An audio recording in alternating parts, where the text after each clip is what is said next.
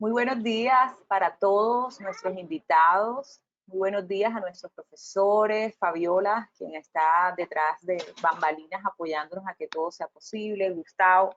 Bienvenidos a este conversatorio donde de la mano del coordinador académico de la especialización en Derechos Humanos, el profesor Javier Tous, estaremos hablando sobre la situación de las defensoras y los defensores de los derechos humanos en Colombia. Profesor Tous, sus profesores, les cedo la palabra. Mil gracias, querida Nadia. Buenos días para todos. Es decir, hoy es un placer para mí moderar este conversatorio donde nos acompaña gente tan querida y tan comprometida con el mundo de los derechos humanos. Viviana Kristisevich desde CEGIL, Gabriel Cifuentes desde la Universidad del Norte, Florian Huber desde la Fundación Heinrich Böll y Juan Carlos Monge desde la Oficina del Alto Comisionado de las Naciones Unidas para los Derechos Humanos.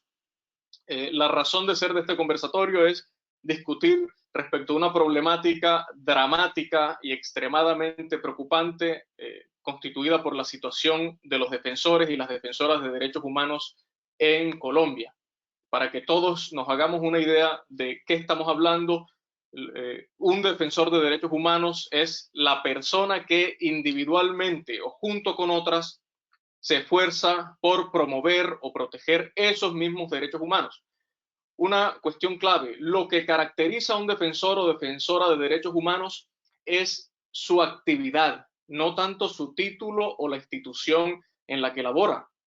Y en estas actividades, estos defensores y defensoras de derechos humanos día a día se encargan de promover y proteger los derechos civiles y políticos y lograr la promoción, la protección y el disfrute de los derechos económicos, sociales y culturales. La acción y el actuar de los defensores y defensoras es bastante variado. Puede abordar problemas concretos de derechos humanos, desde ejecuciones sumarias hasta la tortura, la detención y prisión arbitrarias, la mutilación genital de las mujeres, la discriminación, las cuestiones laborales, los desplazamientos forzados, el acceso a la atención sanitaria y a la salud, y también el impacto en el medio ambiente.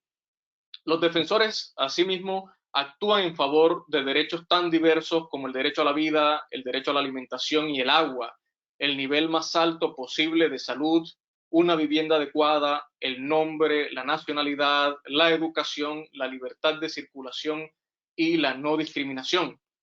También hay defensoras y defensores que defienden categorías de personas vulnerables, por ejemplo, derechos de la mujer, de los niños, niñas y adolescentes, de la población indígena, de la población afro, de los refugiados, de los desplazados y de otras minorías nacionales, lingüísticas o sexuales. En su actuar día a día, las defensoras y defensores de derechos humanos difunden información sobre violaciones a los derechos humanos, apoyan a las víctimas de violaciones a los derechos humanos, promueven la rendición de cuentas y el fin de la impunidad en el territorio, ejercen presión para que el gobierno cumpla con políticas de gestión pública y otras políticas públicas en materia de derechos humanos, y contribuyen a partir de su actividad en la aplicación de los tratados internacionales de derechos humanos. El rol de los defensores y defensoras de derechos humanos en una democracia es básico, es esencial, es elemental, y por lo tanto los atentados que han venido sufriendo no solamente este año, sino que la situación ha ido, esta situación que amenaza a las defensoras y a los defensores de derechos humanos nos ha acompañado durante varios años en Colombia. Solamente este año, desde el 1 de enero al 30 de junio, la Oficina del Alto Comisionado de Naciones Unidas para los Derechos Humanos registró 45 asesinatos y 36 en proceso de verificación. Los defensores de derechos humanos realizaron en este primer semestre de 2020 3.053 solicitudes de protección a la Unidad Nacional de Protección. Hay que anotar que de esas 3.000 solicitudes solamente fueron admitidas el 15%. También en el campo medioambiental, los líderes ambientales, Colombia se convirtió en el 2019 en el país número 1 en líderes y lideresas del medio ambiente asesinados. En 2019 registramos 64 asesinatos. Recientemente, el 31 de octubre, fue asesinada Juana María Perea Plata en el departamento del Chocó, una lideresa ambiental que se oponía a la construcción del puerto de Tribugá. Y recientemente, solo el 3 de noviembre, otro líder social, Jorge Luis Solano Vega, fue asesinado en la ciudad de Ocaña. Llama la atención para resaltar que este señor que fue asesinado contaba con un esquema de protección de la UNP. Esta semana, el Centro de Pensamiento Un Caribe de la Universidad del Norte, liderado por el profesor Luis Trejos, publicó su informe sobre defensoras y defensores de derechos humanos en el Caribe colombiano, resaltando que entre enero y octubre de 2020, en el Caribe colombiano fueron asesinados 14 defensoras y defensores de derechos humanos en los departamentos de Córdoba, Bolívar, Cesar y Magdalena. Y de forma reciente, tan solo en el mes de octubre, 4 defensores de derechos humanos sufrieron atentados en el departamento del Cesar, Córdoba, Sucre y La Guajira. Entonces, en este dramático contexto para los derechos humanos y para nuestra sociedad como democracia, es que hoy hemos reunido este grupo de expertos que nos expondrán sus puntos de vista y todo el trabajo que vienen desarrollando desde sus instituciones. Yo finalizo aquí y le agradezco muchísimo a los asistentes que nos están acompañando. Les recuerdo que pueden ir dejando sus preguntas para que al final discutamos con los panelistas. No siendo más, le cedo el uso de la palabra y le agradezco su participación en nombre de la Oficina del Alto Comisionado de las Naciones Unidas para los Derechos Humanos al doctor Juan Carlos Monge.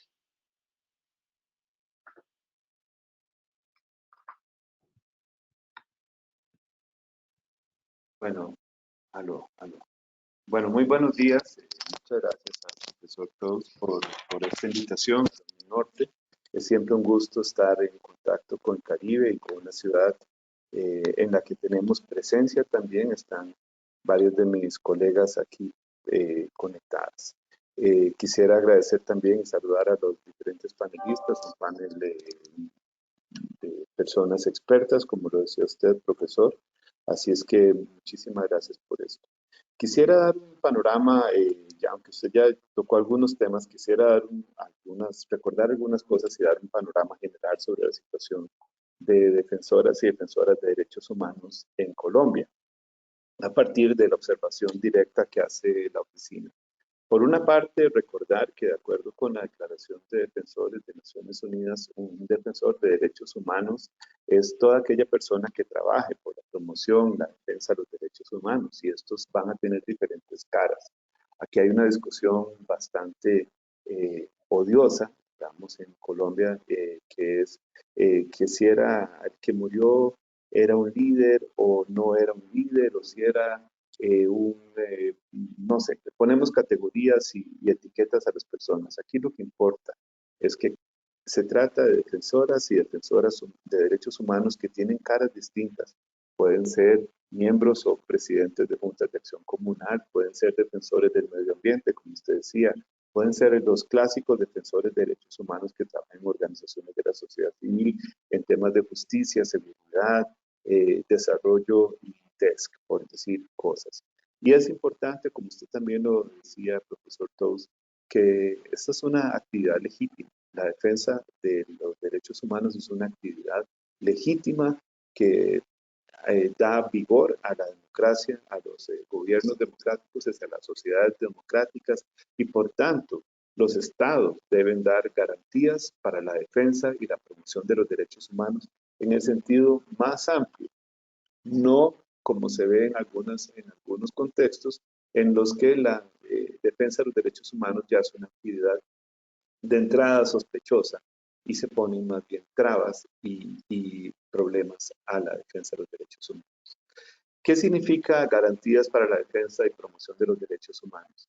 Significa, sobre todo, concentrarse en lo que es la prevención, en dar libertad, en dar suficiente seguridad y suficiente espacio para el desarrollo de la actividad de defensa de los derechos humanos. Cuando eso falta, cuando eso tiende a fallar en algunos momentos, es donde entra un segundo aspecto, que es la protección para los defensores y defensoras de derechos humanos. Y en los casos en que haya ataques de diversos tipos, se llamen amenazas o las muy lamentables muertes que vemos, los homicidios contra defensoras y defensoras de derechos humanos, el Estado tiene que entrar en una tercera función, que es la judicialización de esos ataques. Pero cuando hablamos ya de protección y sobre todo de judicialización, significa que todos los filtros anteriores se saltaron y ya es un poco tarde. Y eso es más o menos la situación que nos convoca en esta mañana. Si no fuera tan preocupante la situación que se vive, como usted lo decía, no estaríamos convocadas tantas personas en torno a la situación de defensoras y defensores de derechos humanos. Quisiera hacer un resumen, más o menos, no es el resumen oficial, simplemente son algunas cifras y algunos elementos para tomar en cuenta, para decir cuál es la situación actual. En los últimos años, la situación de defensoras y defensoras de derechos humanos sigue siendo preocupante porque es una actividad de alto riesgo. Y la oficina recibe y verifica diferentes casos por distintas agresiones. Pero solamente me voy a concentrar en los homicidios, en las muertes violentas en contra de defensoras y defensores de derechos humanos. La oficina ha podido registrar este año alrededor de 110, 111 casos, de los cuales ya la mayoría o la mitad por lo menos han sido efectivamente verificados y documentados por la oficina. De estos, decía yo antes que los defensores y defensoras de derechos humanos tienen rostros de diferentes funciones que cumplen, pero también de la mitad de estos casos, de más o menos 50 casos, el 10% son defensoras de derechos humanos o eran defensoras de derechos humanos, el 20% del total eran indígenas y el 6% afrocolombianos. Esta es una tendencia que se ha mantenido más o menos. Es decir, que además de ser juntas de acción o líderes de juntas de acción comunal o defensores que trabajan en el ámbito comunitario comunal, esas son que corresponden a la tercera parte de las víctimas. Los homicidios, las muertes violentas contra defensores de derechos humanos tienen además algunas características, como decía, en la composición social. Pero también tienen unas características muy particulares estas muertes violentas, estos homicidios, o como llaman algunos, que yo prefiero por un tecnicismo jurídico no llamarlos y asesinatos, ocurren en zonas que tienen características comunes. Y no es ninguna novedad, no estamos descubriendo nada nuevo aquí y lo hemos dicho durante muchos años. La oficina tiene 23 años en Colombia y probablemente si uno revisa los informes anuales de la alta comisionada va a encontrar cosas similares a lo largo de muchos años, pero en los últimos 3, 5 años diríamos que la gran mayoría de estas muertes violentas, de estos homicidios en contra de defensoras y defensoras de derechos humanos, suceden en zonas principalmente rurales, donde el acceso a la participación y la justicia se ven limitados y el acceso a los derechos económicos, sociales y culturales. Son zonas donde el desarrollo humano tiene niveles más bajos que en el promedio del país, donde la violencia o los índices de violencia y las tasas de inseguridad son mucho mayores que la media nacional, donde la presencia del Estado es muy poca o inexistente y donde existen también presencia de economías ilegales, se trate de narcotráfico o las relacionadas con la minería legal y ilegal. Es decir, hay varios factores de riesgo que son comunes en estas zonas. Además de esto, hay una gran concentración territorial, principalmente más del 60% de los casos están concentrados en 4 o 5 departamentos, que son, si no estoy mal, Antioquia, Cauca, Norte de Santander, Putumayo y Valle del Cauca principalmente. ¿Qué más podría decir? Cuando hablamos de la función de la oficina, todos citamos las cifras. Y esto es importante, las cifras son un indicador, digamos, es lo que nos permite decir, aquí hay una tendencia de aumento o se mantiene estable o hay una disminución de los muertes y los ataques contra defensoras y defensoras de derechos humanos. Pero las cifras son números fríos y las cifras a veces sirven para argumentar hacia un lado y hacia el otro. Y el pleito de quién tiene más números o quién tiene menos. Y la oficina es muy útil en algunos contextos cuando las cifras nuestras, que no representan el universo de los casos, representan solamente aquellos casos que la oficina, de acuerdo con su mandato, puede documentar, verificar, seguir y constatar, y así informar. No representa una realidad del 100% de lo que sucede en el país. Representa solamente una parte de esa tragedia que esconde detrás los números fríos. Se trata de tragedias personales, familiares, de tragedias en la comunidad, en las organizaciones. En últimas, son un golpe durísimo para la democracia y para el futuro de este país. Detrás de la muerte de un defensor o de una defensora de derechos humanos hay un entramado social, hay una labor legítima y necesaria que se ve afectada y que además comunica el temor y la falta de garantías y la falta de esperanza a las otras personas que podrían hacer esto. Así es que yo no me centraría en los números. Uno es demasiado. Como decía, cuando la oficina tiene cifras menores a las de otras entidades, es muy útil. Cuando la oficina habla sobre las cifras que son altas y son preocupantes, es escandaloso. Entonces, yo no me centraría en las cifras, diría que una persona es demasiado. Y en eso creo que coincidimos todos, sociedad civil, Estado, los mismos, todos los actores de esta sociedad. Uno es demasiado, un número cercano a 100 que se sostiene a lo largo de los últimos años es demasiado también. Es una tragedia que no puede convertirse en parte del paisaje, no puede convertirse en un hecho cotidiano e irrelevante. Eso es algo sobre lo cual tenemos que tomar conciencia y tomar medidas efectivas y evaluar qué es lo que no está funcionando.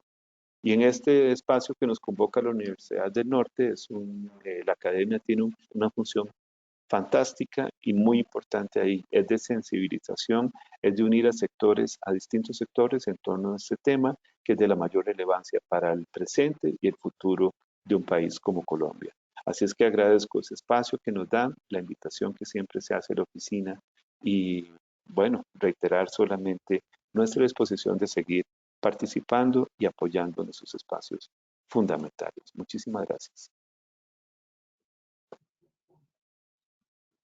Muchísimas gracias, Juan Carlos. Claro, supremamente de acuerdo con lo que tú has dicho. Uno es demasiado. En nuestra sociedad democrática, el valor de la vida tiene que primar sobre todo y no podemos para nada normalizar esta situación ni a nivel social ni a nivel democrático. Mil gracias. Le damos ahora el uso de la palabra a Viviana Kristisevich, directora ejecutiva de SEGIL. Adelante, Viviana. Bueno, muy buenos días a todos y todas. Para mí es realmente un honor y un gusto compartir con ustedes esta mañana y en particular compartir algunas reflexiones en torno a este tema que es tan importante para la democracia, para la paz, para el desarrollo individual y comunitario de las personas en Colombia y en el mundo. No quería dejar de agradecer especialmente a quienes se conectaron en línea, porque sabemos que estamos todos en medio de una pandemia con muchas tensiones y situaciones complicadas que tenemos que transitar en el cotidiano. Entonces, desde ya les agradecemos que se tomen el tiempo para esta reflexión y para participar de este debate.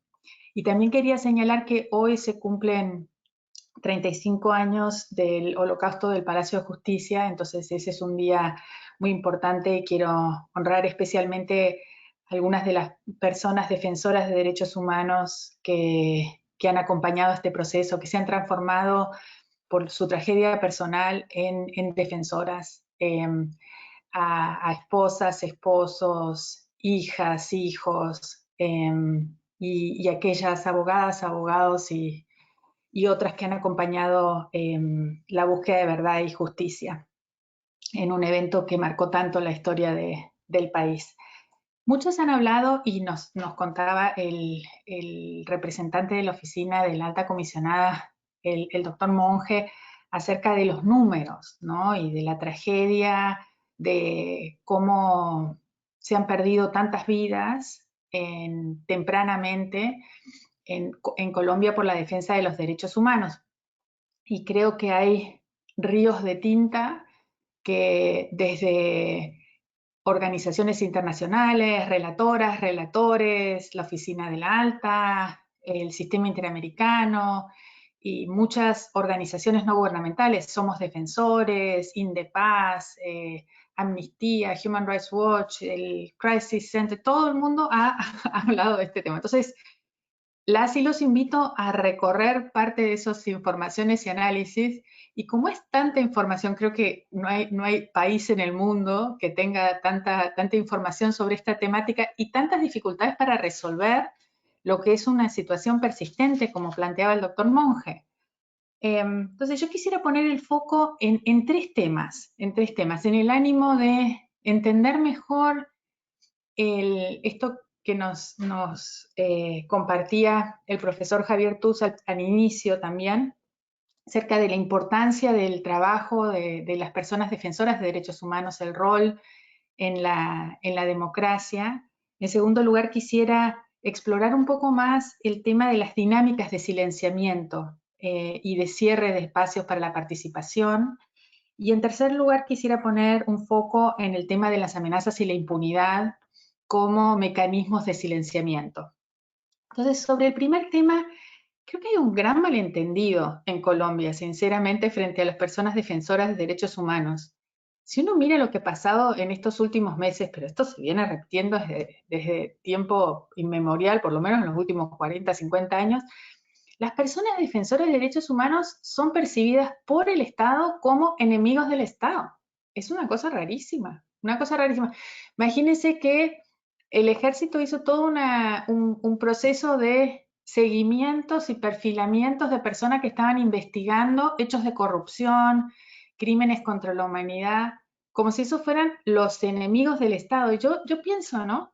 A veces en cómo a veces el mundo parece el mundo del revés. O sea, esas son las personas que están ayudando a que la democracia sea mejor. Esas son las personas que están preocupadas porque haya gente corrupta en las instituciones, porque haya personas o instituciones que estén vinculadas a crímenes contra la humanidad, porque persista la impunidad, porque se despoje de tierras a las personas, porque haya actividades que sean cuestionables en los territorios, actividades de desplazamiento, de despojos, de violencias. Ya, estos son los amigos de la democracia. Estos son, y cada vez que litigamos un caso en CEGIL, que es la organización que yo dirijo, contra un Estado, yo siempre les digo, nosotros no estamos litigando contra Uruguay o contra Argentina o contra Colombia, nosotros estamos litigando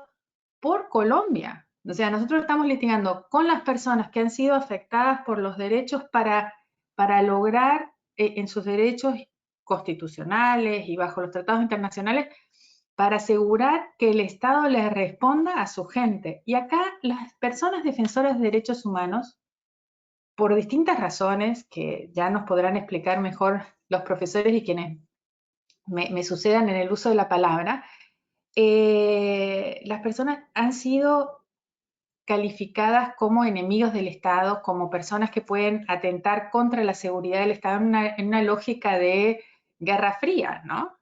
Y en una lógica de que cuestionar la acción o la omisión abusiva de sectores de la institucionalidad o del poder es algo peligroso para el Estado y para la sociedad. Entonces, creo que acá necesitamos seguir discutiendo ese tema y reconociendo específicamente cuál es el valor de las personas defensoras de derechos humanos y conocer cada una de las historias de algunas de estas personas que han perdido la vida, de las personas que siguen luchando por los territorios, por el medio ambiente, por los páramos, por la Sierra Nevada. Esa gente necesita, o sea, ustedes tienen que conocerla, tenemos que conocerla para poder valorar desde esa dimensión individual lo que significa la contribución de las y los defensores de derechos humanos, y es necesario cambiar la política de Estado de cómo se percibe el trabajo de las personas defensoras de derechos humanos. Ahora, las dinámicas de silenciamiento, de cierre de espacios, tienen como la punta del iceberg, así como un indicador, el tema de los asesinatos. Nosotros siempre hemos criticado un poquito a la Oficina del Alta porque la manera en la que hace los números reduce algunas de los números de asesinatos, porque como bien planteaba el doctor Monge, no representan a todos los asesinatos de defensores, sino a los que ellos pueden documentar con una serie de criterios.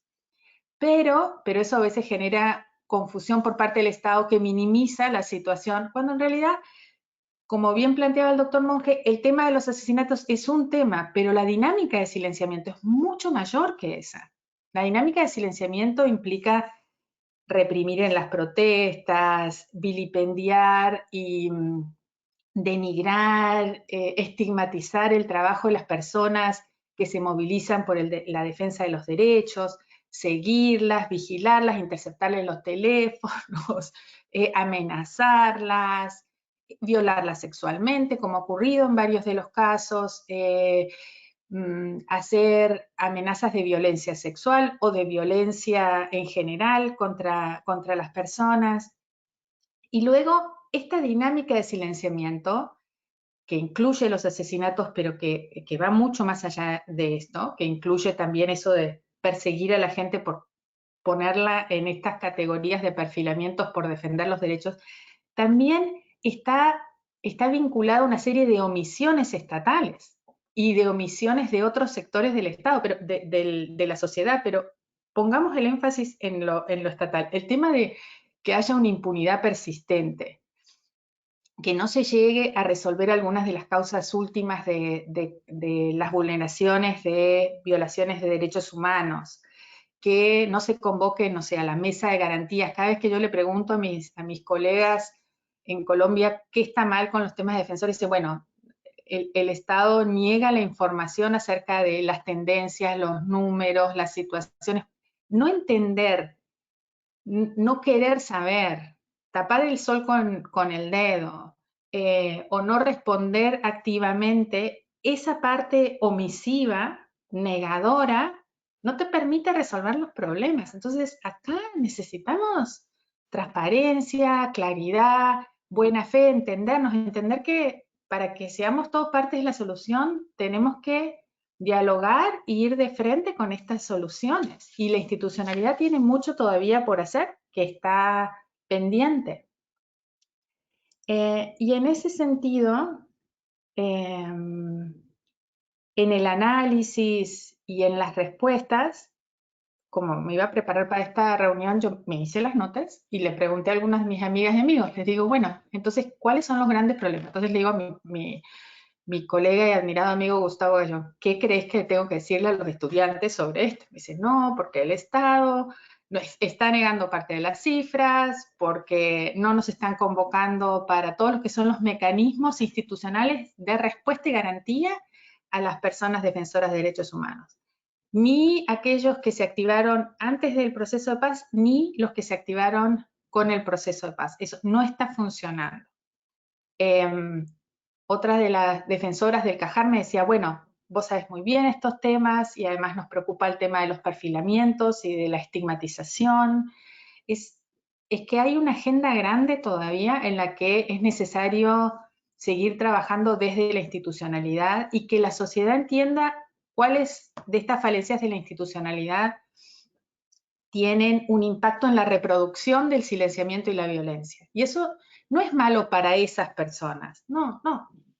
Es malo para la democracia colombiana. Es malo porque ¿quién se va a querer poner a investigar un caso como jueza, fiscal, defensora de derechos humanos si sabe que la pueden matar? O sea, es que es demasiado pedirle a la gente. O sea, ¿cómo puede funcionar bien una democracia si la gente no puede hablar en libertad y no puede participar en libertad? Y ahí voy al tema de las amenazas y a decirles, porque creo que he hablado más de lo que debería, que las amenazas son como el patito feo de las violaciones de derechos humanos. Y en Colombia, digamos, yo lo he vivido por muchos años. Yo trabajo en muchos países de América Latina, en la organización que dirijo representa a más de 10.000 víctimas en distintos países de América Latina. Colombia es uno de esos países. Y las amenazas es una de estas vulneraciones, de violaciones de derechos humanos que tiene un impacto muy tóxico en la vida de cada una de las personas defensoras, de las y los periodistas, de la gente en la administración de justicia, que vive, muchas veces convive en su vida cotidiana con esa situación, ¿no? Y mucha gente dice, bueno, esto viene con el terreno, si uno está haciendo el trabajo, entonces le toca, que le llegan las amenazas, los sufragios, la gente dice cosas, te atacan por redes sociales, pero también te mandan, no sé, amenazas las águilas negras.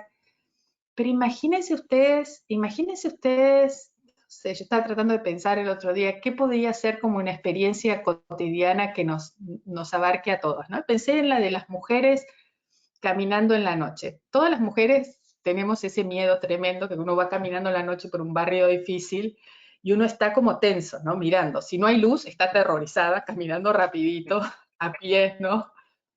Ustedes imagínense una persona que tiene amenaza de muerte. Vive así, vive en la noche caminando rapidito. Todos los días. Y con su familia. Y con sus amigos y amigas. Y en sus instituciones. Es muy tóxico.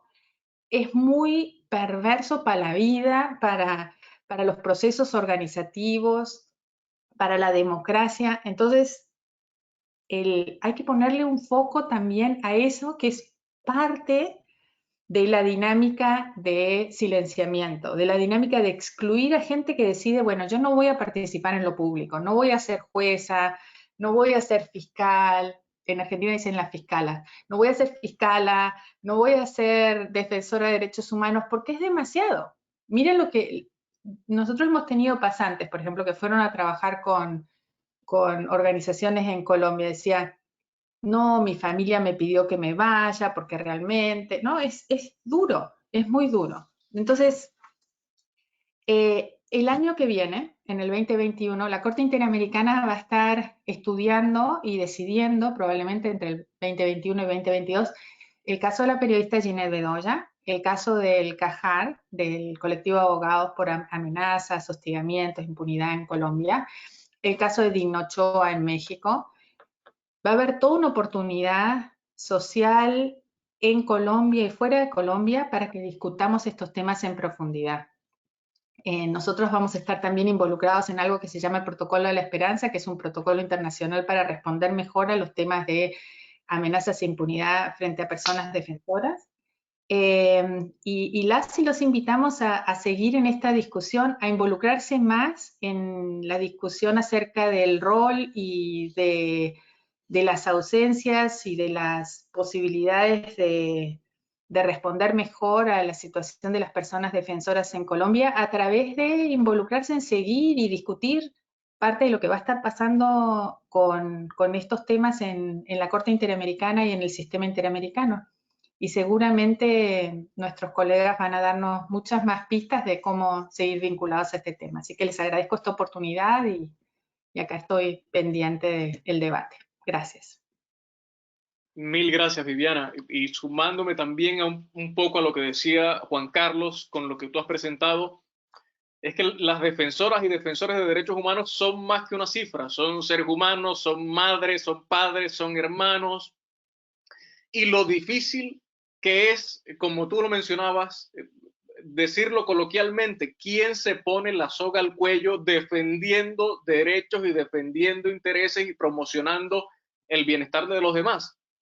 Y a pesar, y ojo, porque esto puede ser sensible, a pesar que podamos entrar en una dinámica de tensión de derechos, es decir, yo estoy promocionando un derecho y hay un defensor que está promocionando un derecho que entra en tensión, estamos en una sociedad democrática donde los debates tienen que darse, donde tenemos pleno uso de la libertad de expresión y esto es completamente inaceptable.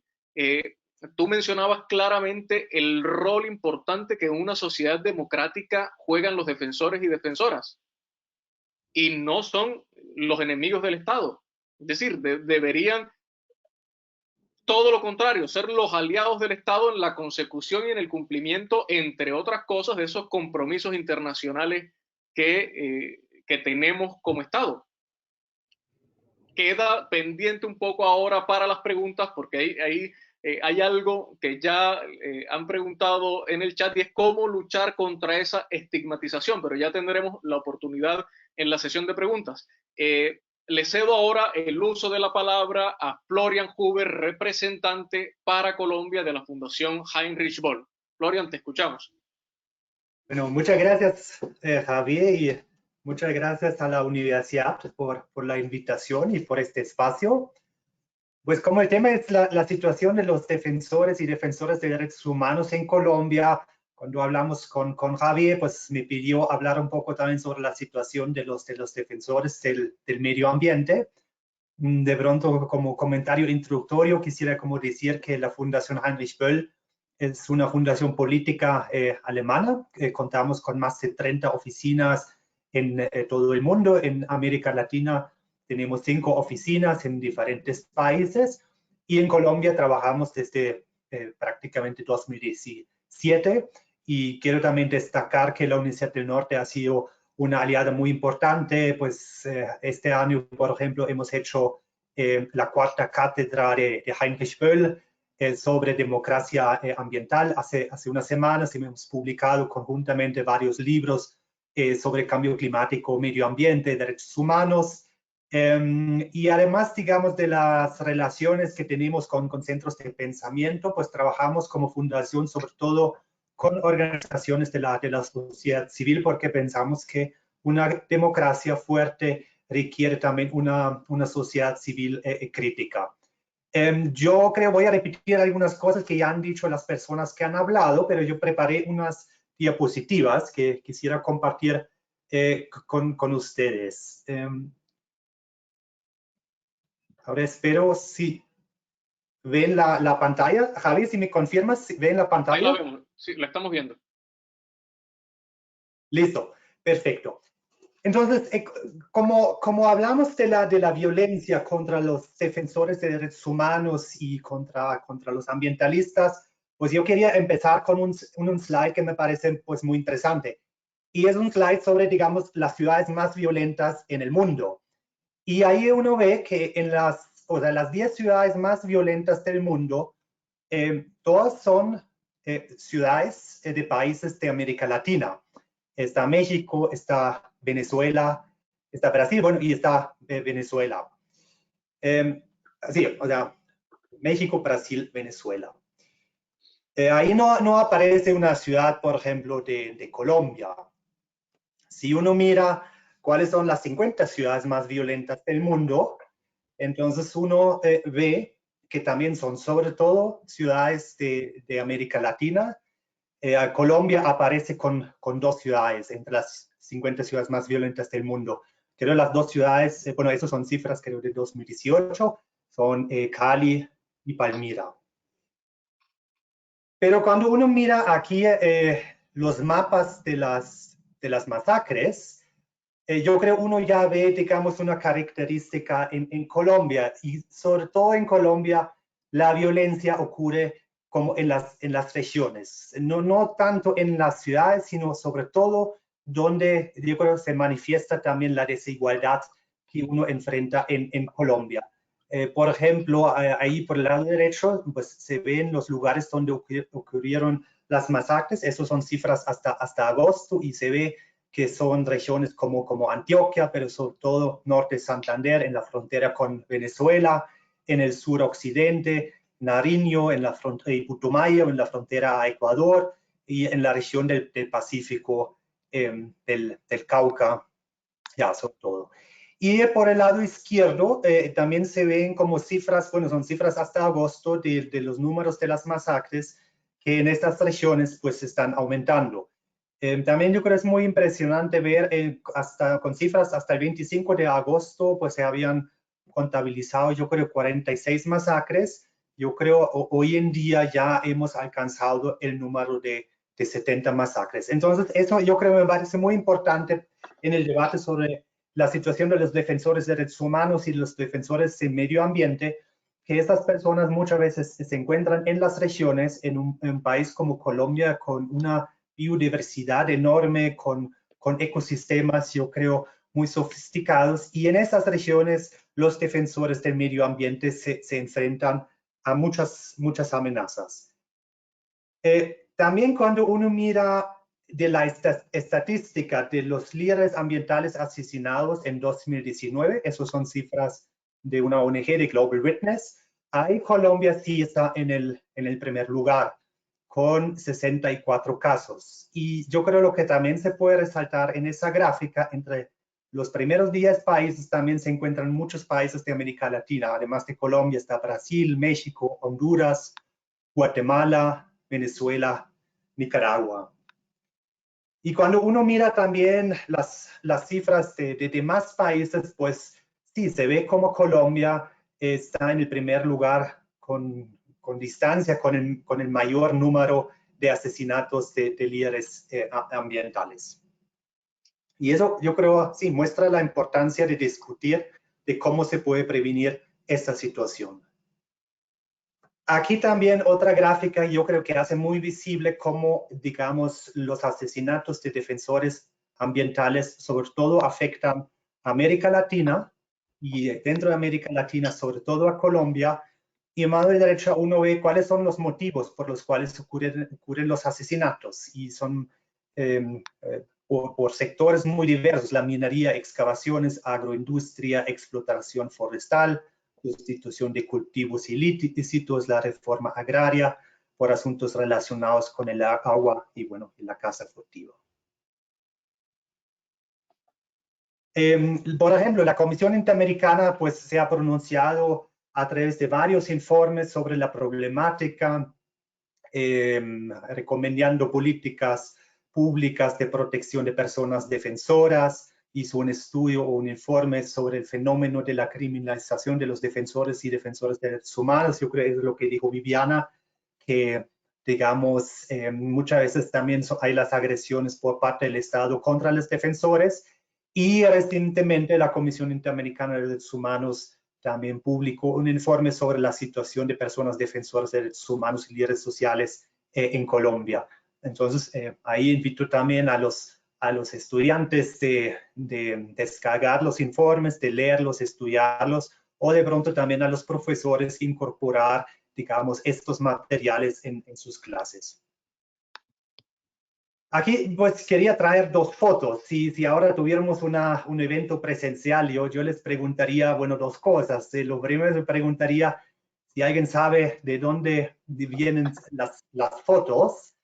De pronto voy a hacerlo pues, muy rápido. En la foto al lado izquierdo se ve el río Quito, un afluente al río en el Chocó, el río Atrato, afectado por la minería ilegal. Y en la foto por el lado derecho se ve una región del Nariño. Yo tomé esa foto también porque me pareció muy impresionante. Es una foto que saqué de la página de Facebook de un amigo que lo puso como foto de perfil, y ahí encontré un comentario porque el amigo decía, bueno, ahí se ven como las zonas de hoja de coca, y una persona preguntó, ¿y dónde está la coca en esa foto? Y la respuesta fue, la coca está en todos lados donde no hay un árbol. Entonces, si bien, por ejemplo, la Defensoría del Pueblo o el Estado dice que la minería ilegal o también el narcotráfico son responsables por la mayoría de las agresiones contra defensores ambientales. Yo creo, lo que yo quiero mostrar con las fotos, que estos problemas de la minería ilegal y de los cultivos ilícitos, pues son problemas muy visibles, muy abiertos. Cuando uno, por ejemplo, sale de Quibdó en una lancha, viajando incluso 20 minutos, 30 minutos, uno ya ve, digamos, estas zonas donde hay las tragas, donde hay la minería ilegal. Y eso, creo, muestra la gran responsabilidad del Estado de tomar medidas de prevención para evitar estas situaciones. No es, digamos, un problema por unos grupos ilegales, sino es, yo creo, un problema y una responsabilidad del Estado de cómo evitar esas situaciones en su territorio.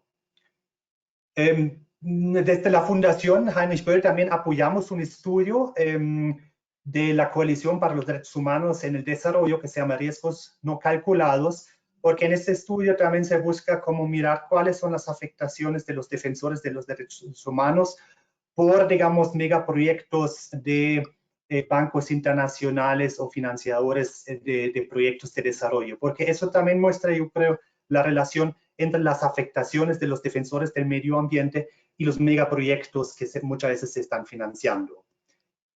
Yo quiero también ahí traer un ejemplo. A mano derecha ven, por ejemplo, la represa de Hidroituango, y por el lado izquierdo ven las zonas donde ocurrieron las masacres en 2020. Y justamente en la región de Antioquia, donde hubo como más masacres, también se encuentra la represa. Entonces, lo que muchas veces también ocurre es que justamente en zonas de una gran conflictividad social y de amenazas para defensores de medio ambiente, pues se encuentran luego también las megas represas o los megaproyectos que exponen a las personas a riesgos adicionales. Y yo creo que ahí a veces también sirve una mirada al pasado para prevenir el futuro. Yo quería como compartirles, digamos, esa parte de una entrevista sobre el asesinato de Quimi Pernilla, un líder indígena de Colombia. Y en ese artículo, pues yo voy a leerlo en una entrevista del periodista y filósofo francés Bernard-Henri Lévy a Carlos Castaño en 2001, le preguntó si los atentados a sindicalistas políticos de izquierda e indígenas eran un asunto arbitrario. El entonces jefe de las Autodefensas Unidas de Colombia le respondió: atentados a ciegas nosotros jamás, siempre hay una razón. Los sindicalistas, por ejemplo, impiden trabajar a la gente, por eso los matamos. A renglón seguido, el filósofo francés volvió a la carga. Bueno, ¿y el jefe de los indígenas del Alto Sinú? ¿A quién le impedía trabajar él? Ese pequeño jefe indio que bajó a Tierra Alta.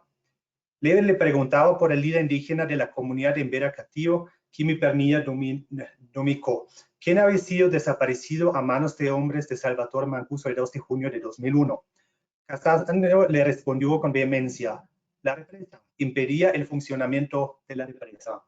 Entonces yo creo que eso es también un buen ejemplo, digamos, cómo los líderes o los defensores ambientales pues se ven expuestos a los riesgos por los megaproyectos, que muchas veces son, digamos, los proyectos apoyados por los estados o por organismos internacionales, se construyen en zonas de una alta conflictividad, y los grupos ilegales luego también contribuyen, digamos, a esas situaciones. Pero ahí vuelvo a decir, esa es también una responsabilidad de los estados de prevenir esas situaciones en los territorios.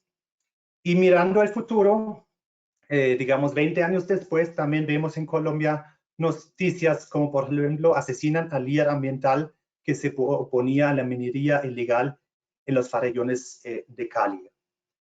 O quiero traer otro ejemplo, de pronto vieron ayer en las noticias la siguiente, donde decía: más de 80 organizaciones rechazan amenazas contra ambientalistas en Santander. 3 funcionarios públicos, un representante de la Cámara y 14 defensores de medio ambiente en el Magdalena Medio fueron intimidados a través de un panfleto firmado por las Águilas Negras. Autoridades aseguran que ese grupo no hace presencia en la zona.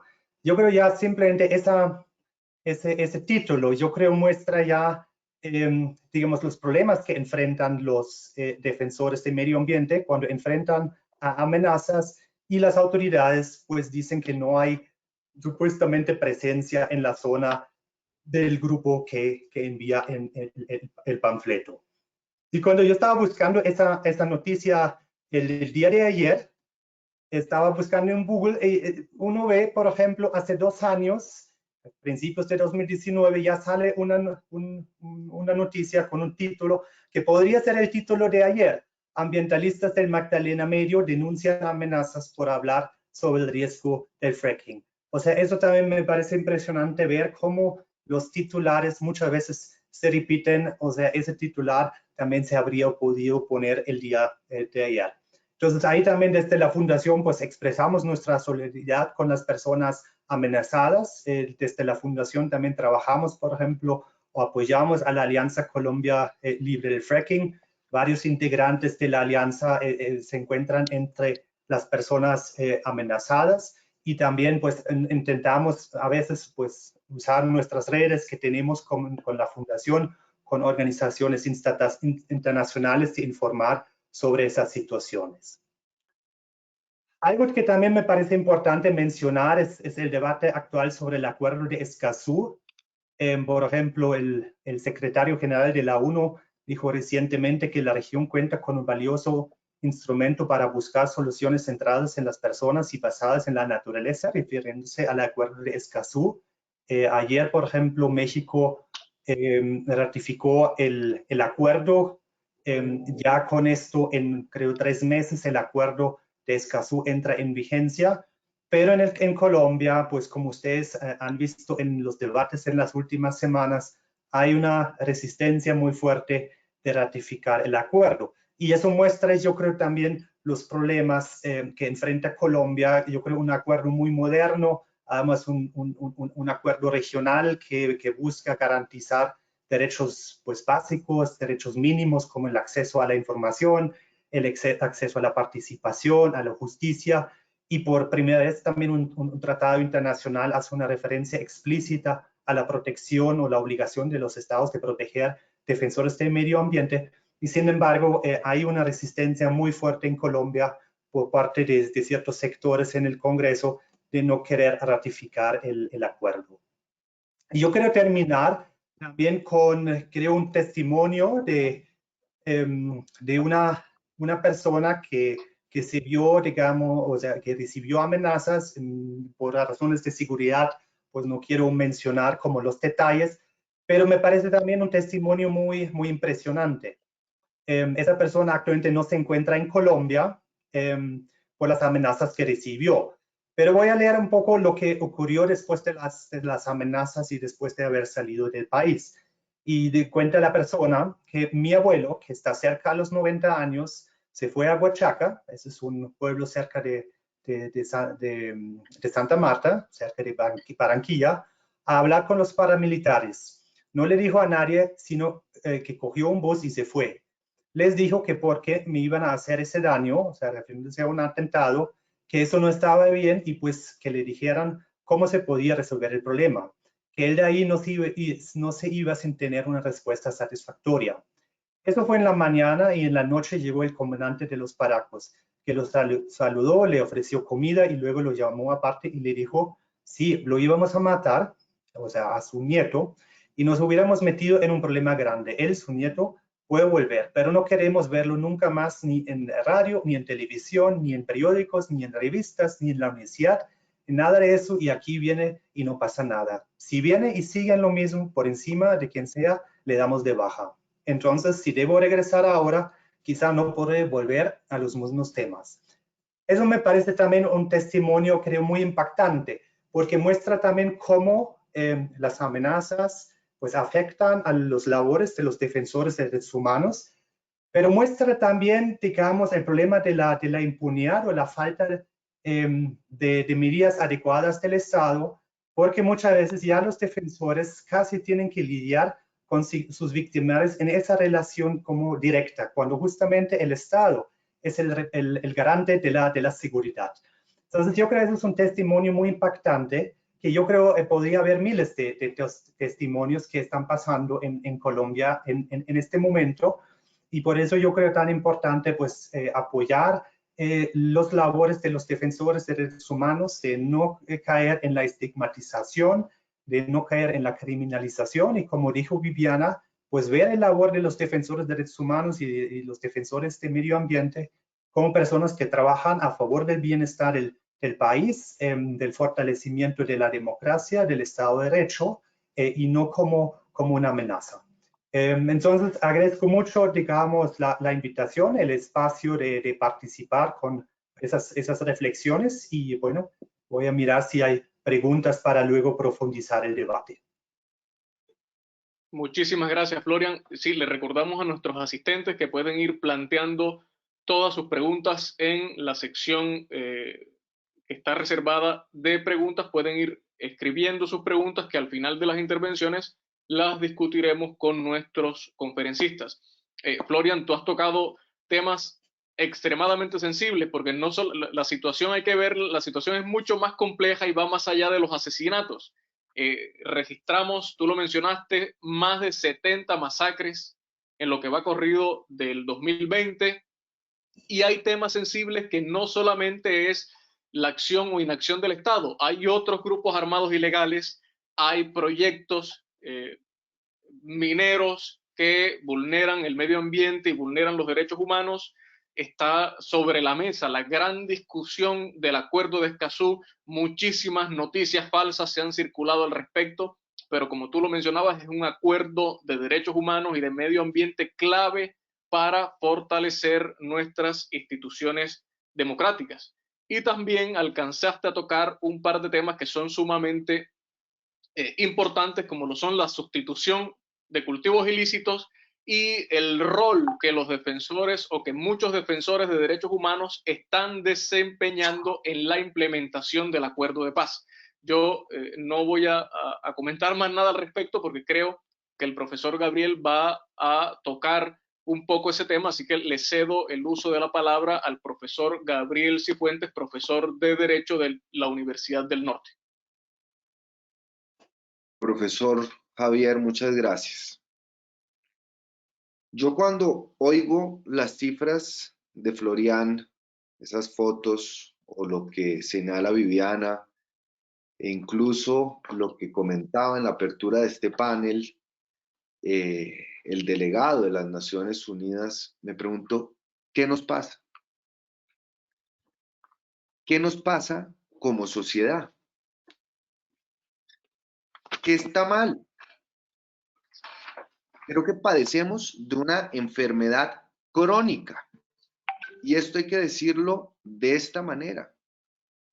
En Colombia padecemos de una enfermedad crónica que con el paso del tiempo se ha venido empeorando. Nosotros estamos sufriendo de una alta dosis de insensibilidad social.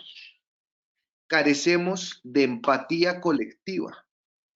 Y por más, y yo aquí sí quiero dar un pasito al costado de lo que justamente señalan el profesor Javier, Viviana y Juan Carlos, que un defensor es demasiado y que las cifras no reflejan el padre, la madre, el abuelo. Yo sí creo que las cifras son un recordatorio de la dimensión de un problema que todavía no alcanzamos a dimensionar, valga la redundancia. Y yo quiero comenzar por acá. Es que el primer problema que tenemos en Colombia es que no sabemos cuáles son las cifras. Una cosa es lo que dice las Naciones Unidas, otra cosa es lo que dice la Alta Consejería de Derechos Humanos de la Presidencia, otra cosa es lo que dice la Fiscalía General de la Nación, otra cosa es lo que dice la Defensoría del Pueblo, otra cosa es lo que dicen las organizaciones sociales y organizaciones no gubernamentales que le hacen veeduría y vigilancia a lo que está pasando. Hemos escondido y hemos mimetizado el problema detrás de metodologías y discusiones sobre las metodologías para el conteo de cuerpos en nuestro país. Entonces el problema ya no son los muertos, sino cómo los contamos. Y eso es extremadamente grave porque denota qué es lo que está detrás de eso. Y es lo que hablábamos aquí, y es una normalización, es una naturalización de un fenómeno extremadamente grave, que no solo ha venido haciendo carrera en la sociedad, que de cierta manera está creando anticuerpos para no ver una realidad que hace más de 50 años nos está desangrando, sino también una institucionalidad que ha sido absolutamente incapaz de frenar el derramamiento de sangre. Y no es por falta de alertas, no es por falta de denuncias, no es por falta de desconocimiento de las dinámicas regionales que vemos nosotros a diario. Entre el 2017 y el 2020, la Defensoría del Pueblo emitió 108 alertas tempranas. ¿Qué es lo que está pasando? La Fiscalía General de la Nación tiene un 95% de impunidad y solo el 11% de esclarecimiento de esos hechos, que no quiere decir que el 11% de esos crímenes estén en fase de juicio. La mayoría están en fase de indagatoria, e investigar no es lo mismo que resolver.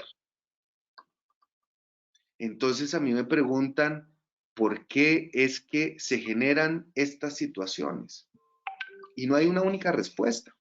Lo decía el profesor Javier, aquí hay defensores que abanderan diferentes causas: la paz, oposición al crimen organizado, a la corrupción, a las economías ilícitas, a la devolución de tierras, intereses comunitarios, negritudes, comunidades indígenas, como lo decía Florian, defensores del medio ambiente.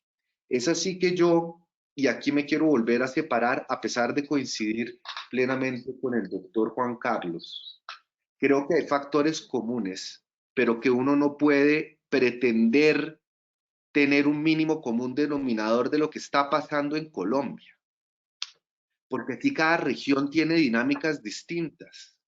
Aquí cada actor opera de formas diferentes. Aquí cada ecosistema criminal tiene formas de respuesta diferentes en la manera como se relaciona con la comunidad. Cada territorio es distinto. Cada causa es distinta. Lo que aquí es común es una violencia sistemática, así el gobierno no lo quiera llamar de esa manera.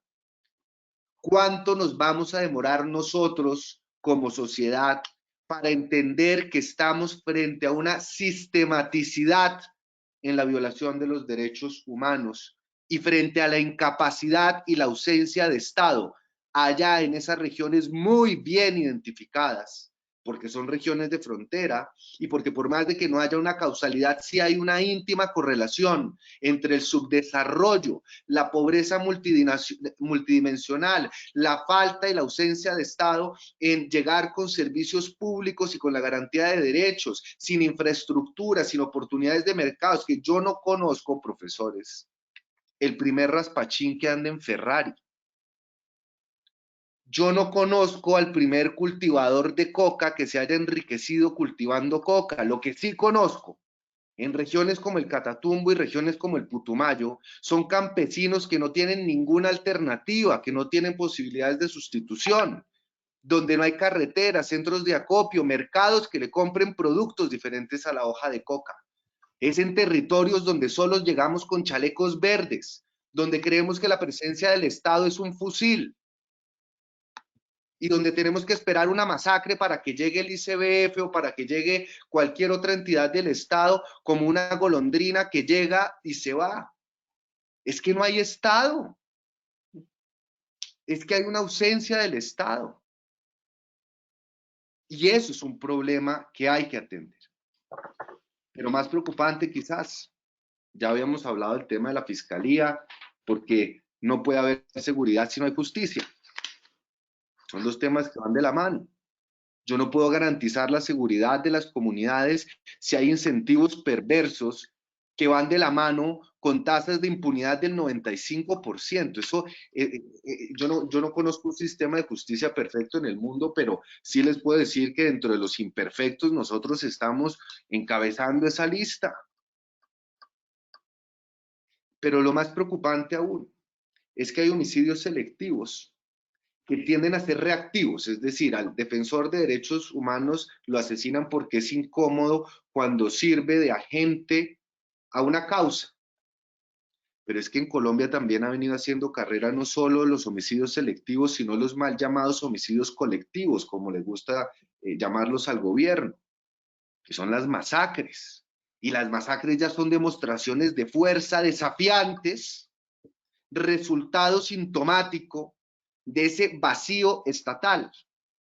Y yo quiero aquí utilizar unas cifras de Indepaz. Quiero volver a las cifras no para deshumanizar lo que está pasando, sino para darle un orden de magnitud que creo que es importante en el ejercicio necesario de sensibilización que no hemos logrado amarrar en nuestro país.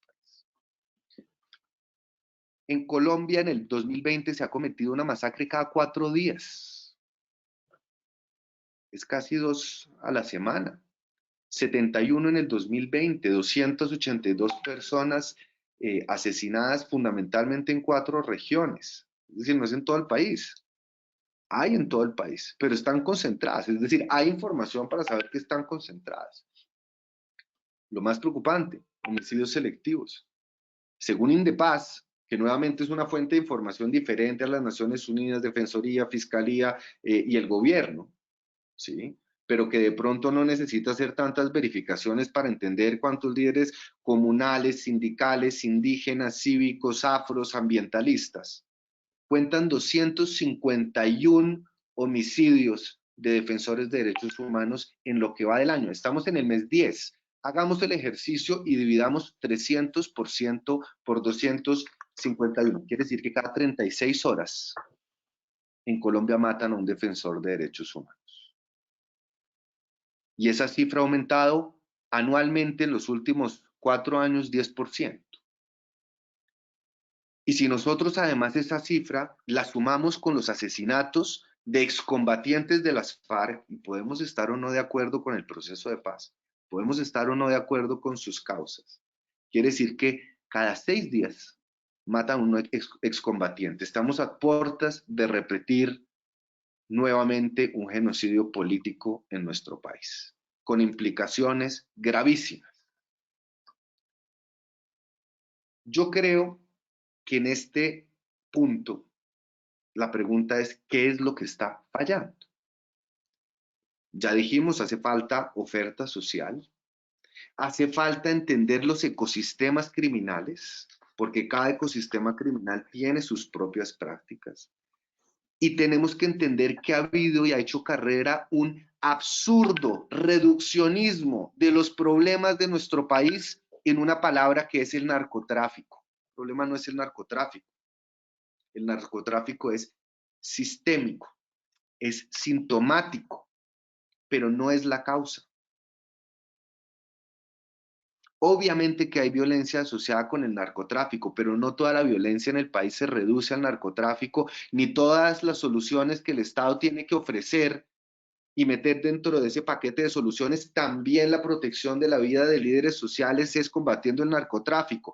Aquí la lógica que ha venido floreciendo es, si nosotros combatimos el narcotráfico, vamos a resolver todos los problemas de inseguridad y así vamos a proteger entonces a los líderes sociales. Nada más absurdo y alejado de la realidad. Porque es que a los líderes sociales también los asesinaban en estas mismas proporciones cuando aquí no había 200.000 sino 43.000 hectáreas. Y es que no va a haber o no va a dejar de haber narcotráfico simplemente pasando una avioneta con veneno. Va a dejar de haber narcotráfico, va a dejar de haber violencia quizás cuando llegue el Estado no por el aire y no con las armas, sino con una oferta estatal sólida. Y finalmente yo creo que un problema que está pendiente de resolver era con lo que comenzamos esta discusión, es la criminal normalización y naturalización de la pérdida de vidas humanas. Se han vuelto instrumentales de un lado y del otro del espectro político, porque aquí se ha capitalizado políticamente la muerte de líderes sociales, tanto del lado del Estado y de sectores políticos que no reconocen el problema, como también por otros sectores políticos que también de cierta manera lo han capitalizado. Una pregunta que queda en el aire, profesores, es ¿quién gana con estas muertes? Aquí uno siempre se pinta a 2 actores, los asesinos y los que previnieron el asesinato, y es lo mismo que ha pasado en el conflicto armado. Aquí hay una gran masa negra que no hemos logrado identificar, de sectores empresariales, económicos, políticos, que participan por acción o por omisión como cómplices o autores directos de estas masacres. Salvo que aquí nosotros estemos asesinando por deporte, y me niego a pensar eso, debe haber un móvil. Hay que descubrir cuál es ese móvil.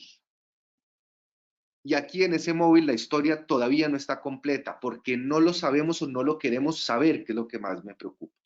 Y ya concluyendo, porque habíamos quedado en poder aterrizar cuál es la importancia de los líderes sociales cuál es el rol de los líderes sociales, de los defensores de derechos humanos, no solo en la democracia, sino también para la paz. En cualquier democracia, madura o no que sea, los defensores de derechos humanos son el puente de las comunidades para el acceso efectivo de sus derechos. Es esa pieza necesaria de un rompecabezas donde hay que tender un puente entre la institucionalidad y las comunidades. En democracias quizás más desarrolladas ese puente es más cortico, no menos necesario, pero más cortico. Pero en Colombia, que es una democracia incipiente, con una ausencia de Estado y todavía una idea muy prematura del Estado social de derecho, esa pieza es muy importante. Esa pieza es muy importante, porque esa pieza es la única voz, es el único micrófono de una comunidad silenciada y enmudecida ante la ausencia absoluta del Estado, que opera además, y es gravísimo, opera en condiciones precarias, porque los defensores de derechos humanos son héroes. Operan en condiciones precarias, lo decía ya Viviana, eso es como caminar de noche en un barrio maluco todos los días de su vida, sin retribuciones, con discriminaciones, donde se ha buscado ideologizar de una manera criminal también, porque las palabras pueden ser criminales, la función de los defensores de derechos humanos que han sido enmudecidos, no solo por el Estado, sino también para las balas. ¿Y cuál es el rol de los defensores de derechos humanos para la construcción de paz? Pues ese es obvio, es fundamental para vocalizar las necesidades de las comunidades en un acuerdo de paz que no se basó únicamente en el desarme de las estructuras criminales, sino en entender cuáles eran las necesidades en las comunidades más afectadas por la violencia. Tierra, sustitución de cultivos, acceso a la salud, a la educación, a la infraestructura. ¿Y quién le va a decir al Estado, quién le va a decir a los colombianos qué es lo que necesitan las comunidades, sino sus propios defensores, que han padecido en carne propia las necesidades del Estado? Y es que la paz se desangra a cuentagotas cada vez que matan a un defensor de derechos humanos. No solo nos estamos desangrando como comunidad, estamos desangrando un proyecto de paz, un proyecto de Estado que nos ha costado tanto en este Estado colombiano. Y quisiera además decir, el engranaje necesario para la construcción de un Estado social de derechos son los defensores de derechos humanos. ¿Y qué no es sino el principal objetivo del proceso de paz que construir y consolidar ese Estado social de derecho donde todos gocen el acceso a sus derechos fundamentales? Concluyo diciendo, profesor Javier, lo que usted me preguntaba, y es cómo la academia puede jugar un rol en esto. Yo primero creo que la academia tiene que ejercer un rol fundamental en la visibilización. Aquí hay que visibilizar, aquí hay que decir tenemos un problema y reconocerlo. Y esto significa diagnosticarlo y entenderlo. Cuando nosotros lo visibilizamos, lo sensibilizamos. Cuando nosotros sensibilizamos, podemos optar también por un cambio del lenguaje. Llamemos las cosas por su nombre. Dejemos de utilizar eufemismos para esconder lo que se llama muerte, lo que se llama violencia, lo que se llama un desangre en nuestro país. Tenemos también una función fundamental que es dejar registro, un registro histórico, un registro moral, un registro ético, sentar una voz de protesta. Y eso se puede hacer desde la academia. Y finalmente, profesor Javier, entrar en una tónica propositiva. desideologizar este problema. Es que defender a los derechos humanos no es sentarse en la derecha o en la izquierda, es sentarse al lado de la humanidad. Y aquí las soluciones parten no solo del Estado, parten también de la comunidad, de la sociedad. Fomentar la empatía social que nos hace falta. Invitar al Estado que reconozca el problema, que asista, que combata la impunidad y la violencia que estamos viviendo. Yo creo que lo que estamos viviendo es una tragedia. Y es una tragedia no lo que ha pasado en el 2020, sino lo que ha pasado en los 56, 60, en nuestra historia republicana, Viviana, Florian, Javier. Contando desde 1819, no desde 1810, como lo quieren hacer ver los historiadores. En 201 años de historia hemos vivido solo 3 años de paz. ¿Qué sociedad somos y qué sociedad queremos ser? Ahí está la respuesta. Así que yo con eso dejaría, agradeciendo las preguntas y las brillantes intervenciones de los que antecedieron. Muchas gracias. Muchísimas gracias, Gabriel. Y precisamente el reto que tenemos es inmenso, porque tú has mencionado que como sociedad tenemos una enfermedad y es que hemos normalizado esta situación. Y yo le agregaría un poco a lo que tú has dicho, que esto es una crónica de una muerte o de unas masacres anunciadas, porque cada 36 horas, es decir, esto es increíble y esto es verdaderamente dramático. Y como sociedad no podemos normalizar eso, no podemos regularizar eso. Florian mencionaba la relación que existe entre los sitios de masacre y las desigualdades. Y las desigualdades precisamente lo mencionaba Gabriel también, la presencia estatal. La presencia estatal no se limita únicamente al tema militar. La presencia estatal tiene que estar a través del acceso a derechos, y el acceso a derechos va representado por el acceso a educación, el acceso a salud, el acceso a vivienda, alimentación, agua potable, etcétera, etcétera, etcétera. Miren, todas las presentaciones nos han realizado un magnífico diagnóstico de la dramática situación que estamos enfrentando. Pero ahora viene un poco y hacia en ese sentido va una de las preguntas para los panelistas. Es, conociendo esta situación que ya tenemos, conociendo esta situación que no es de 2020, Gabriel mencionaba que nos ha venido acompañando desde hace mucho, es qué podemos hacer, cómo podemos contrarrestar. La pregunta dice la falta de voluntad política del Estado, número uno, la estigmatización de esos defensores y líderes sociales, y un tema también clave, la falta de implementación debida de los acuerdos de paz. Y yo a esa pregunta le sumaría, viendo que nos queda poco tiempo para terminar, entonces sería, número uno, ¿qué podemos hacer como sociedad? ¿Qué podemos hacer frente a lo que está, a la acción o inacción del Estado? ¿Qué podemos hacer frente a esa estigmatización? Frente a lo que decía Viviana, y es que el defensor está siendo visto como un enemigo del Estado. ¿Qué podemos hacer para quitarle ese logo político, Gabriel? Y es los derechos humanos, tú lo mencionabas, esto no es de izquierda, esto no es de derecha. Los derechos humanos son un fundamento de la democracia. Y en segundo lugar, desde el tema educativo, desde la pedagogía, y nosotros especialmente desde la especialización en derechos humanos de la Universidad del Norte, ¿qué papel juega este tipo de posgrados en la defensa de los derechos humanos? Como nos queda muy poco tiempo, les voy a agradecer a cada uno de nuestros panelistas máximo 2 minutos, y yo creo que cambiamos un poco el orden e iniciaríamos ahora con Gabriel y finalizaríamos con Viviana. Gabriel, te escuchamos. Bueno, muy buenas preguntas. Yo no quiero caer en lo absurdo ni en el reduccionismo que tanto he criticado, diciendo que el acto más revolucionario aquí es votar bien. El Estado no es sino el agregado de funcionarios que lo componen. El Estado no es un ser vivo y autónomo que piensa por fuera de lo que le ordena, digamos, ese aparato de personas. Yo creo que aquí hay un ejercicio de responsabilidad pública que parte por escoger bien, pero parte también por un ejercicio de sensibilización.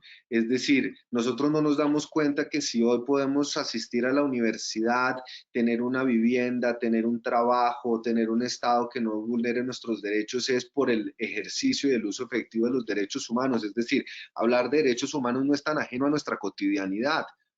¿Por qué no entender que esa cotidianidad de la que nosotros gozamos también es un derecho en la cotidianidad de los que están en esas periferias, en esa segunda Colombia que no conocemos?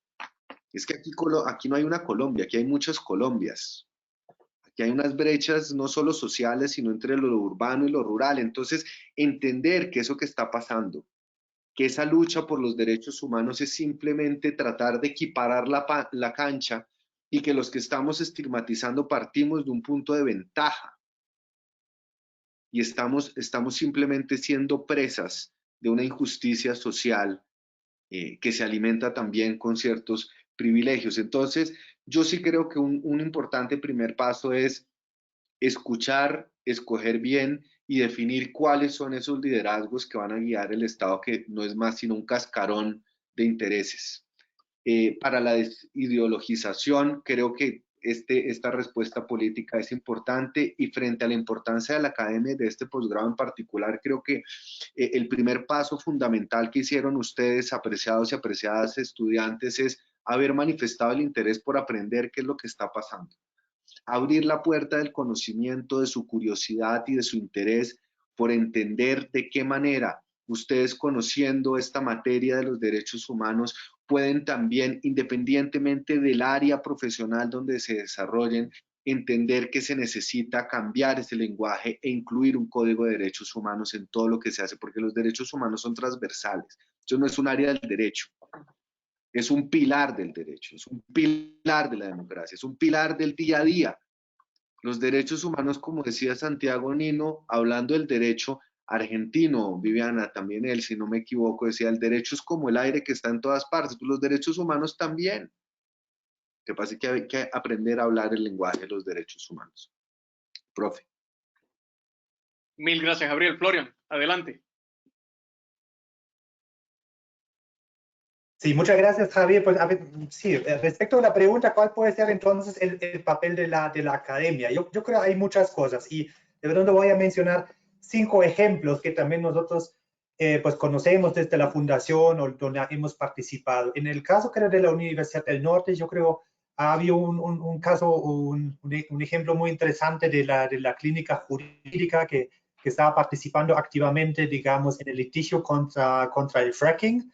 Yo creo que ese es un caso donde la Universidad del Norte tuvo un papel importante, y el caso, incluso si no estoy mal, que llegó hasta el Consejo de Estado. Entonces, yo creo que esa figura de las clínicas jurídicas puede ser una buena forma como las universidades y sus docentes y sus estudiantes se pueden involucrar en no solamente asuntos académicos, sino realmente asuntos de discusión política, social y jurídica. También creo, bueno, en el caso de Colombia, pues puedo mencionar la campaña sobre el acuerdo de Escazú, que se está adelantando actualmente, donde participan ONGs, pero también universidades, bueno, son sobre todo, yo creo, universidades de Bogotá y de Medellín. Entonces, eso puede ser también una oportunidad para la Universidad del Norte de involucrarse en, digamos, estos espacios que son como plurales. Desde la fundación, por ejemplo, justamente ayer publicamos dos textos, un libro y una guía práctica sobre temas relacionados con el ordenamiento territorial. Ahí también, por ejemplo, participó el Movimiento Nacional Ambiental, que es una confluencia de varias organizaciones de defensores de medio ambiente, y también tuvimos el acompañamiento de diferentes universidades.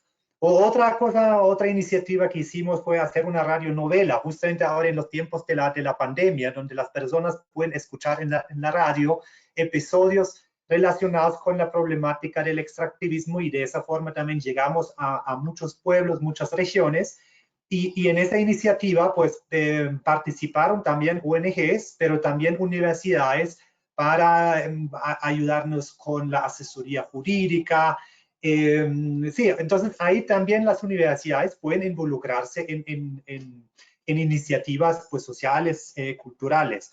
O, por ejemplo, actualmente también apoyamos la Red Nacional sobre la Calidad del Aire, donde también participan activistas, académicos, personas de universidades.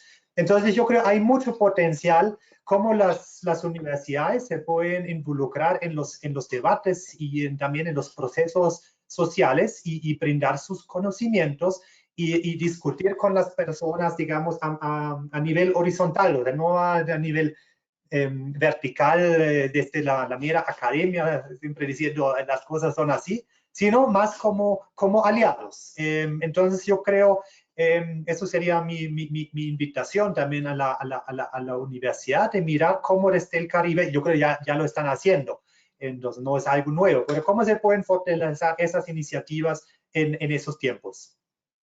Mil gracias, Florian. Viviana, te escuchamos. Sí.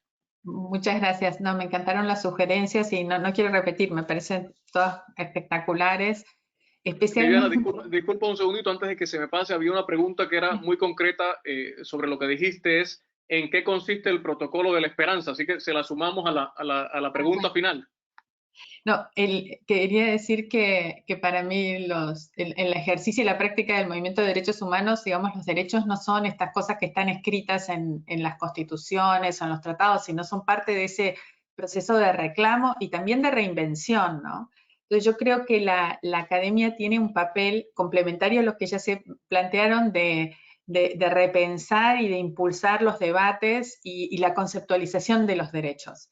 Creo que los desafíos que estamos viviendo frente a la emergencia climática en Colombia, frente al proceso de paz, nos dan una oportunidad para pensar en algunos de estos temas con abordajes interdisciplinarios, pero también pensando en cuál es el valor que aporta un enfoque de derechos y los impactos en derechos que tienen estas situaciones para los cambios sociales. Entonces creo que esa sería como una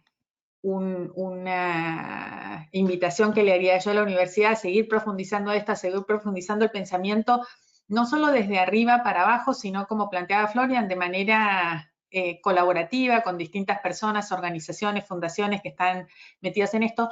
Y ayer yo participé de una discusión que me encantó, en la que había una abogada joven que está en Instagram, se llama Ecointensa, Nati Masei, y ella en poco tiempo empezó a armar toda una discusión, ¿no?, sobre su cotidianidad y cambio climático, y ella y un grupo de otra gente en Argentina se transformaron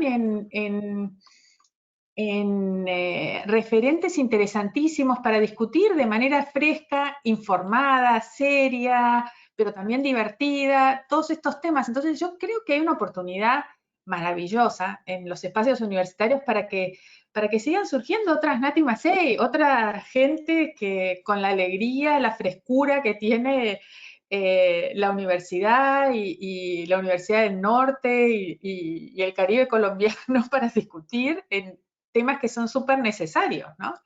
Entonces creo que también toda esta cosa interdisciplinaria de cómo lo comunicacional y las narrativas y las posibilidades de asociación se pueden potenciar desde las universidades, creo que es algo a explorar y a trabajar. El protocolo de la esperanza es justamente una iniciativa que viene también marcada por esa lógica, de entender que el derecho sirve, que los estándares sirven, que las propuestas institucionales sirven para responder a los grandes problemas. El protocolo de la esperanza trata de responder a que las amenazas a las personas defensoras de derechos humanos entendidas de manera amplia es algo muy grave y que hay que tener otra política pública de abordaje, otras políticas de protección, otras políticas de investigación y medidas de investigación y castigo de las personas que amenazan, pero también respuestas para que las personas defensoras puedan trabajar tranquilas, que surge de discusiones y de vínculos estrechos de sectores del movimiento de derechos humanos entendidos de manera amplia, las mujeres, medioambientalistas, gente de la gente más dura que trabaja los temas de violencia política y qué sé yo, y fiscales, fiscalas, gente que trabaja desde el mundo de la institucionalidad y académicas y académicos que quieren hacer una guía clara, útil, que nos sirva para dar una respuesta más efectiva a la necesidad de asegurar que las personas defensoras de derechos humanos puedan ejercer su tarea con libertad, ¿no? Y ahí quiero decir que las y los defensores de derechos humanos somos todos muy distintos entre nosotros, ¿no? Hay gente que piensa distinto y que piensa muy distinto entre sí, probablemente tenga cosas confrontadas en sus marcos de derechos, pero esa es parte de la riqueza de entender los procesos democráticos, es entender que sí, las personas defensoras de derechos humanos no son estas personas en una cajita pequeñita, que cada uno de nosotros puede ser, muchas veces actúa y desarrolla acciones de defensa de los derechos, y que ampliar el espacio de defensa de derechos para las personas defensoras de derechos humanos es ampliarnos la libertad todos nosotros. Mil gracias, Viviana, excelente. Y es eso, es pensar un poco más allá y ver cómo a partir de nuestro diario vivir, de nuestro campo de acción, podemos, lo más básico, preocuparnos por la situación de los demás, preocuparnos por reducir esta desigualdad que tanto afecta a nuestros países. Miren, antes de despedirnos, yo quiero brevemente darle el uso de la palabra a Gabriela Jiménez, que es una de nuestras egresadas, que me ha escrito felicitándonos y agradecida de lo que ha presentado Viviana, Florian y Gabriel. Entonces, Gabriela, te damos un minuto muy breve sobre lo que estamos conversando. Claro que sí, muchísimas gracias. De verdad que ha sido todo un gusto escuchar este seminario, esta conferencia. Han sido reflexiones muy contundentes, basadas específicamente en toda esta coyuntura que estamos atravesando y que hemos venido atravesando durante muchos años. Se pensaría que ya tendríamos las soluciones para ello por tanta experiencia en el medio. Sin embargo, aún falta mucho que hacer, y es precisamente en eso a lo que va dirigido mi aporte desde la experiencia en la especialización de derechos humanos en la Universidad del Norte. Creo que se obtienen muchas herramientas para poder contribuir a la construcción social desde la defensa de los derechos humanos, de conocer desde nuestra profesión, no solamente como abogados, porque tuve la oportunidad de estar con politólogos, comunicadores sociales, relacionistas internacionales. Tuve la oportunidad de que a través de la interdisciplinariedad nosotros podamos evidenciar desde nuestras profesiones, en la experticia en los derechos humanos, cómo podemos contribuir en esos escenarios regionales o internacionales de acción que nos van a permitir en últimas construir sociedad. Y por eso le hago una invitación a todos los que están conectados hoy en este foro, que accedan a estos espacios de formación, porque realmente son muy provechosos. A mí este tema realmente me apasiona mucho, debido a que nos permite construir sociedad, y nos permite, a través de todas las acciones colectivas y movimientos sociales, cambiar y poder entonces asegurar que esas necesidades básicas insatisfechas que se han venido teniendo durante tantos años se puedan resarcir a través de nuestro ejercicio profesional y contribuir en eso a nuestra sociedad. Básicamente era eso. Muchísimas gracias por el espacio y la invitación. Mil gracias, Gabriela. Gabriela está conectada desde Cartagena, donde viene desarrollando toda su... Te escuchamos, Gabriela. Para comentarles un poquito, yo estoy conectada desde Cartagena, soy abogada, especialista en derechos humanos, actualmente candidata a magíster en negociación y manejo del conflicto, soy docente. Y bueno, estos escenarios le sirven mucho a la academia, porque así nosotros podemos también replicar todo lo aprendido para las nuevas generaciones. Muchísimas gracias. Nadia, no sé si quieres agregar algo más, o Fabiola, de pronto. Simplemente darles las gracias a todos. Sin duda alguna, desde nuestra misión institucional, las universidades, a partir de generar estos espacios de debate, de generar espacios de formación y cualificación del recurso humano, aportamos en esta área en particular a la evolución y al desarrollo de la misma. Hace unos años atrás no teníamos la especialización en derechos humanos y no existía en la región una universidad que ofreciera formación en la materia. Hoy creo que ya llevamos 4 o 5 cortes de especialistas en derechos humanos, y ya el discurso empieza a cambiar en la población. ya el discurso empieza a cambiar porque además son jóvenes con una visión muy innovadora, muy diferente a la que uno habitualmente tiene, y como decía Viviana, se necesita de esta gente nueva, con ideas y una visión transformadora para aportar a esta evolución en la materia. Darles las gracias nuevamente, la verdad, a Florian, a Viviana, a Gabriel, a ti, Javier, a todos y cada uno de los asistentes, nuevamente darles las gracias, recordarles brevemente que tenemos inscripciones abiertas en nuestro programa de especialización en derechos humanos. Este es un programa que además es interdisciplinar, recibe profesionales de todas las disciplinas precisamente. Como decía Gabriel, los derechos humanos son transversales y deben ser abordados, deben ser apropiados desde todas las disciplinas. Entonces, invitarlos a todos aquellos que estén interesados a contactarnos. Fabiola Alcalá puede ser contactada a través del email falcalá@uninorte.edu.co. Y bueno, nada, darles nuevamente las gracias. Me he disfrutado mucho este espacio, sé que los asistentes también lo han hecho. Y bueno, un fuerte abrazo desde la distancia. Mil gracias, Viviana, mil gracias, Florian, mil gracias, Gabriel. De verdad, muy enriquecedoras sus reflexiones, y sobre todo la invitación es a no caer o a salir de esa normalización. La invitación es a seguir luchando frente a esas desigualdades. La invitación es a no estigmatizar el papel de los defensoras y las defensoras de derechos humanos. La invitación es a ver todo lo que está en juego en la implementación del proceso de paz. No solamente es un tema de conflicto, es un tema también de justicia social, es un tema de derechos humanos en los territorios, es un tema de ver la vida de esas personas en las zonas rurales. Javier, nosotros hemos crecido, bueno, Javier y yo somos de los montes, de una zona muy cercana a los Montes de María, y uno ha crecido muy de cerca con el conflicto.